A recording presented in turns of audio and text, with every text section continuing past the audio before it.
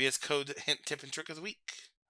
So, VS Code, we found an extension called Ngrok for VS Code. It's an extension to control Ngrok from the command palette.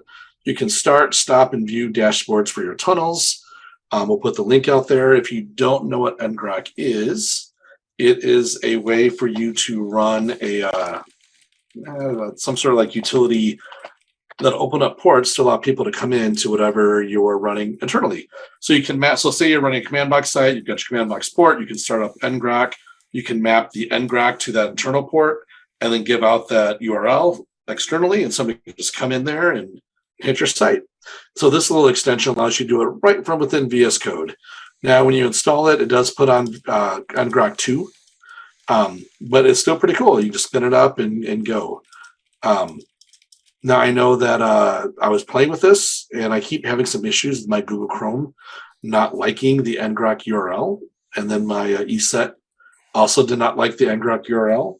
So I think I've got some overly sensitive security settings locally I got to look at.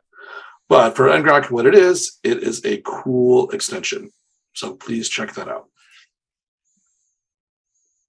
And if you'd like to know more about Ngrok, you can check out Daniel's session from last Into the Box, or go to that conference and learn more, or the Coding with the Kiwi one. There's lots of places Ngrok pops up, because if you do anything with webhooks, you're using Ngrok. You can even go to ForgeBox and search for Ngrok and see a cool little module that Eric made, making it very easy to spin it up from your command box. Which, now that you've mentioned all these things, probably doesn't work with the latest Ngrok and needs to be updated. Oh, man. The life of software. That was our VS Code hint, tip, and trick of the week. Brought to you by Modernize or Die podcast, CFML News Edition, proudly sponsored by Order Solutions.